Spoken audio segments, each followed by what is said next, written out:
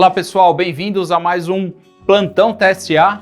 Aqui inicialmente parabéns para os aprovados aí no TSA Oral. Fico muito feliz de cada vez mais gente ser aprovada. Muito importante para a anestesia, para a qualidade da anestesia, para a qualidade do ensino. Espero que vocês também ajudem a formar novos profissionais. E eu acho que essa é a parte mais importante que a gente tem do TSA, é o compromisso de ensinar as pessoas e oferecer aí uma educação melhor para a gente poder atender o nosso paciente com muito mais segurança, com muito mais qualidade e mudando o desfecho. O grande lance da anestesia hoje é a gente mudar desfecho, não é só acordar bem o paciente, mas a gente promover aí um desfecho bom de pós-operatório a longo prazo, e é assim que a gente deve agir sempre cuidando do nosso paciente. O nosso ponto de referência sempre é o paciente na nossa vida de médico, né? Antes de ser anestesista, somos médicos. Então, abro aqui o meu plantão TSA dando esses parabéns aí, estou muito feliz pelas pessoas que foram aprovadas. E vamos hoje então com a trilha 11, Circuito Oval da Anestesia. A gente começou essa trilha com anestesia no trauma, obviamente que isso é uma questão que sempre cai em prova. Eu gosto muito de destacar na anestesia do trauma a reanimação volêmica desse paciente. Eu acho que é um ponto muito importante a gente identificar esse paciente, qual é o tipo do paciente e saber das metas hemodinâmicas na reanimação. Lembrar da hipotensão, que eu posso fazer um pouquinho aí no começo para até estancar o sangramento, né? Lembrar dos valores depois das correções de gasometria, de HB, numa fase um pouco mais tardia. O Miller coloca isso muito bem, eu acho que é um ponto muito importante. Lembrar da coagulopatia relacionada ao trauma também, que vira e mexe cai em prova, então lembrar também dos protocolos aí de tratamento, de abordagem inicial, lembrar da hipotermia no paciente politraumatizado, geralmente hipotérmico. A gente sabe que a hipotermia acaba com a coagulação da gente.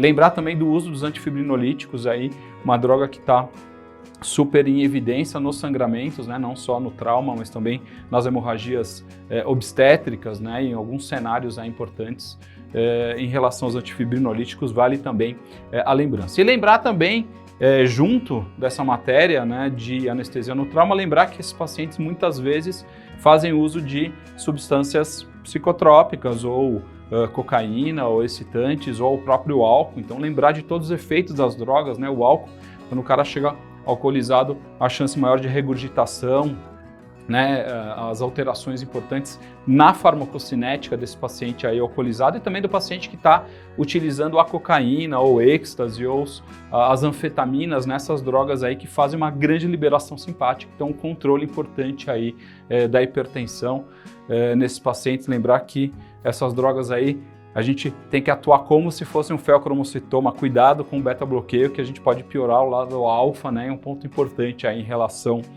ao trauma.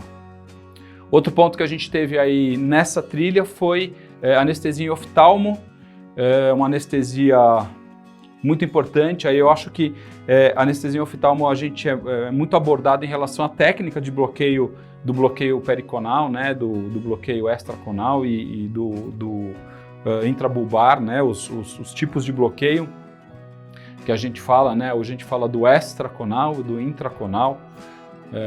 Então as diferenças aí técnicas e os riscos em relação a oftalmo é um ponto aí importante. Eu vejo muito complicações, assim como a oftalmo eu vejo otorrino, sempre a gente tem que ficar de olho nas complicações. Então aquele edema agudo lá de pressão negativa que pode ter quando o paciente é extubado, geralmente os pacientes fortes, musculosos, né, que tem aí alguma obstrução de via aérea, fazem o edema, né, tratamento do edema, identificar e fazer o diagnóstico do edema.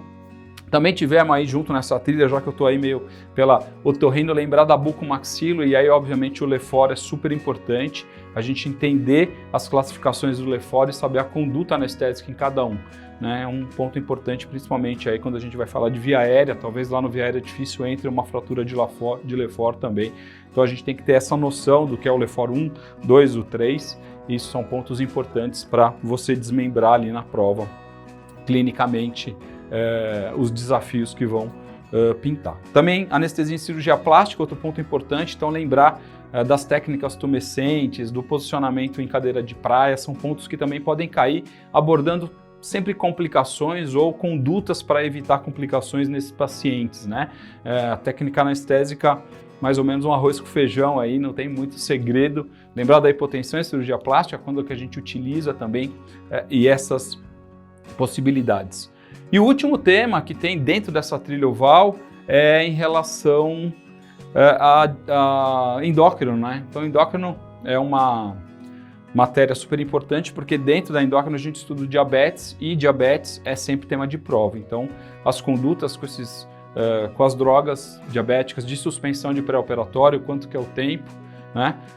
Todos esses pontos aí são importantes. Lembrar dessas drogas novas aí, liraglutida, semaglutida, essas drogas que são, na verdade, medicações para diabetes, né, e que estão sendo muito utilizadas aí para emagrecimento. Então, lembrar do retardo gástrico dessas drogas que são importantes também. Isso eu já falei num outro plantão TSA, pode dar uma olhada que a gente já discutiu até o tempo aí de jejum desses pacientes. Então, isso pode estar inserido dentro de uma questão aí que você vai anestesiar um paciente diabético tomando isso. A insulina também é legal saber, né? A reposição de insulina no pré-operatório, evitar o catabolismo desse paciente, que é um outro ponto importante para a gente recuperar melhor o paciente aí no nosso pós-operatório. Ok, pessoal? Então é isso aí, são umas diquinhas aí para você dar uma reforçada no seu estudo na reta final. Acho que é um ponto importante a gente sempre ir revendo aí as trilhas e sabendo cada vez mais da matéria, né, que cai no TSA. E assim, por mais que mude alguns pontos da prova, é necessário sempre estudar, né? A gente não tem nenhuma outra forma de saber a matéria do que sentar e estudar, né? A gente precisa sentar e estudar, precisa ler, precisa refletir, precisa fazer exercício, precisa sempre estar estudando, né? Eu ainda acho que os livros são muito importantes, as apostilas são muito importantes, porque ler várias vezes as coisas acabam virando um conhecimento próprio, mais fácil de raciocínio. Então, estou falando isso porque eu acho que é um ponto importante aí vocês nunca deixarem de estudar mesmo, né? O estudar, o sentar e estudar é importante. Separe aí seus tempos e seus horários para poder estudar, para passar no TSA, ou mesmo se você não está fazendo TSA, está vendo aí o plantão para a sua vida, né? Para você poder estar atualizado e estar podendo atender sempre bem esse paciente. E na próxima semana, aqui a nossa penúltima trilha 11, circuito oval, trilha 12, que não é só fazer anestesia. Alguns temas importantes aí que vocês vão ver em relação à anestesia, que não é anestesia clínica, mas que faz parte aí do nosso dia a dia também, que cada vez mais faz parte. Então a gente se vê na semana que vem aí com a trilha 12 e com a trilha final aqui no plantão TSA. Valeu, pessoal, até a próxima. Olá, eu sou o Leonardo Ried, sou professor do Portal Anestesia e hoje eu vou discutir com vocês uma questão sobre o assunto de anestesia para endocrinopatias. Vamos à questão. Qual dos seguintes itens é critério diagnóstico para síndrome metabólica? Perfeito. Letra A, glicemia de jejum maior ou igual a 126 mg por decilitro. Letra B, colesterol LDL maior que 200 mg por decilitro. Letra C, triglicerídeos maior que 150 mg por decilitro. Letra D, pressão arterial maior ou igual a 140 por 90 milímetros de mercúrio. Vou dar um tempo para vocês responderem a questão.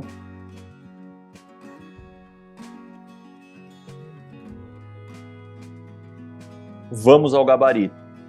O gabarito dessa questão é letra C, triglicerídeos maior que 150 milímetros de mercúrio. Lembrando que a síndrome metabólica ela tem um critério obrigatório, que é a circunferência abdominal aumentada. A circunferência abdominal, para ser considerada aumentada em mulheres, deve estar acima de 88 centímetros, em homens acima de 102 centímetros.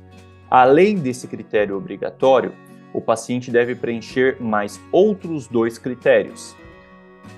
Os demais critérios são glicemia de jejum acima de 110 milímetros de mercúrio, não maior que 126, como está na alternativa A.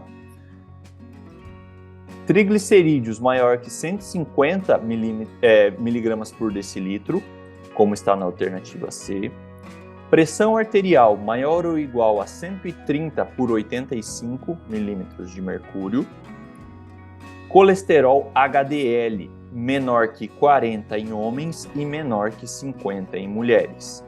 O colesterol LDL, como na alternativa B, apesar de ser um importante fator de risco para eventos cardiovasculares, ele não é considerado um fator de risco para a síndrome metabólica.